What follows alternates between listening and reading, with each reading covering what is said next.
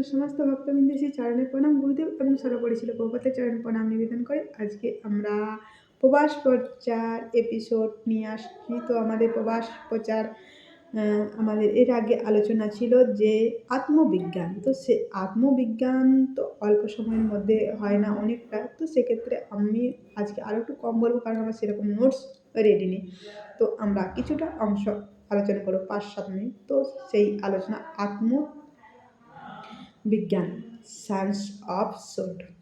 তো সে আত্মা, যারা আধ্যাত্মিকতা বুঝতে চান তাদেরকে প্রথমে আগে আত্মা সম্পর্কে জানতে হবে।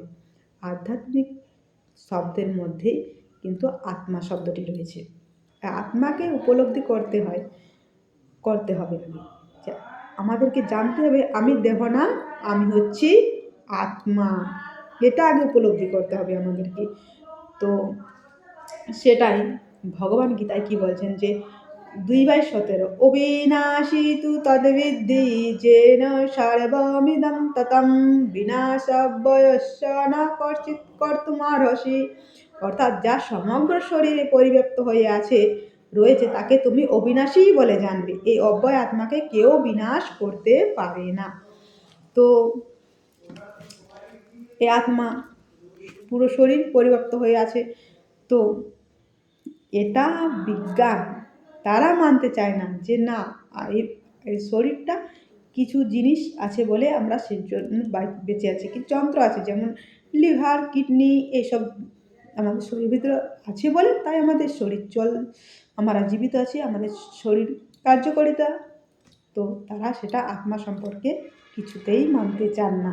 তো তারা একটা যন্ত্র মনে করে। তো যদি তাদের ক্ষেত্রে আমরা যন্ত্রই মনে করি এই শরীরকে, ধরুন একটা কম্পিউটার তো শুধু চলে না। কম্পিউটারকে যখন কম্পিউটার চলে তখন একজন অপারেটর থাকে, একজন কম্পিউটারটাকে চালায় নিশ্চয়ই, তিনি চালক থাকেন। তো তার জন্য কম্পিউটারটা চলে। যেমন একটা বাসেটা চলে, তার ভিতরে নিশ্চয়ই একজন ড্রাইভার আছে, অপারেটর করছে, তিনি চালাচ্ছেন।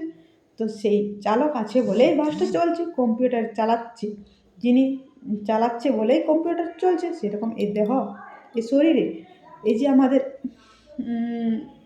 যন্ত্র বলছেন বিজ্ঞান, তাহলে এই যন্ত্রকে এই শরীর, তারও একটা নিশ্চয় অপারেটর আছে। আমরা যে কথা বলছি, হাঁটাচলা করছি, খাওয়া দাওয়া করছি, এটার জন্য একটা অপারেটর আছে, চালক আছে, ড্রাইভার আছে। সে কি না, সে হচ্ছে আত্মা। তাহলে তো আমরা দেব আত্মা। তো এই আত্মা হলো, তো এখানে ভগবান বলল যে শরীরের মধ্যে আত্মা রয়েছে। তো ভগবান দেখুন ভক্তবৃন্দ, আমরা যেখানে যাই, স্কুল কলেজ, তো সেখানে পদার্থ নিয়ে আলোচনা, আত্মা সম্পর্কে আলোচনা কোথাও নেই। তাই আত্মা সম্পর্কে আলোচনা নেই বলে মানুষ সেটা বিশ্বাস করতে চায় না, উল্টো দিকে হাঁটছে, সম্পূর্ণ উল্টো দিকে হাঁটছে, নরকের পথ। আর ভক্তবৃন্দ অন্য পথে হাঁটছে, সম্পূর্ণ অন্য পথে, বৈকুণ্ঠ ধাম। তো পুরো দুনিয়া হাঁটছে উল্টো দিকে। সেলিব্রিটি, বিজ্ঞান, ফিলোজফার পুরো উল্টো দিকে হাঁটছে, নরকের পথ। তো সেটা আমাদেরকে আগে ভালো করে জানতে হবে। আমি কি আত্মা সম্পর্কে তা আমাদেরকে ভালো করে জানতে হবে। তো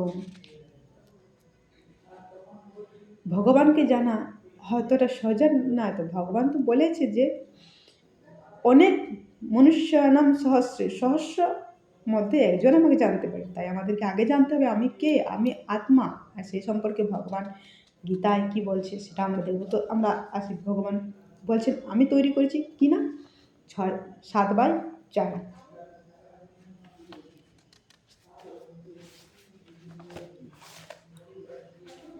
সেখানে ভগবান বলছেন যে ভূমি অপর অনল বায়ু মন বুদ্ধিরেব চ অহংকার ইতি অন্যে ভিন্ন প্রকৃতির অষ্টধা।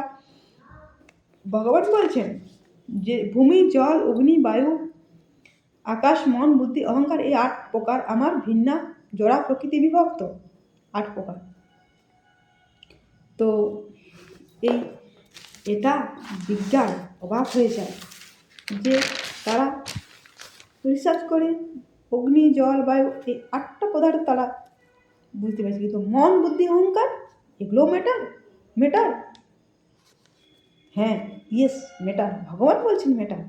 তো আমাদের স্থূল শরীর তৈরি হয় এই 5টি উপাদান দিয়ে, আর সূক্ষ্ম শরীর তৈরি হয় এই 3টি, মন, বুদ্ধি, অহং। তারপরে শ্লোকে আমরা দেখব ভগবান কী বলছেন। তো এ নিয়ে বিস্তারিত আমরা আরও জানবো, অনেক উদাহরণ আছে। তো যেহেতু আমার সময় সেরকম কিছু নেই, তো তারপরে শ্লোকটা পড়েই আমি পরবর্তী আলোচনা নিয়ে আসবো। তো অপরে অমিতস্তন্নম প্রকৃতিং বিদ্ধি মে পরম জীবভূত মহাবাহ ধার্যতে জগৎ। অর্থাৎ এখানে ভগবান বলছেন, হে মহাবাহ, সেই নিষ্কৃষ্ট প্রকৃত ব্যতীত আমার আর একটি উৎকৃষ্ট প্রকৃতি রয়েছে, সেই প্রকৃতি চৈতন্য স্বরূপা জীবভূতা, সেই শক্তি থেকে সমস্ত জীব নিঃসৃত হয়ে এই জগৎকে ধারণ করে আছে। তো ভগবান দেখুন বলছেন, তো আমরা এই যে যন্ত্র আর এই যে শরীর, তার মধ্যে আমরা উদাহরণ নিয়ে আসবো পরবর্তী এপিসোডে। হরে কৃষ্ণ।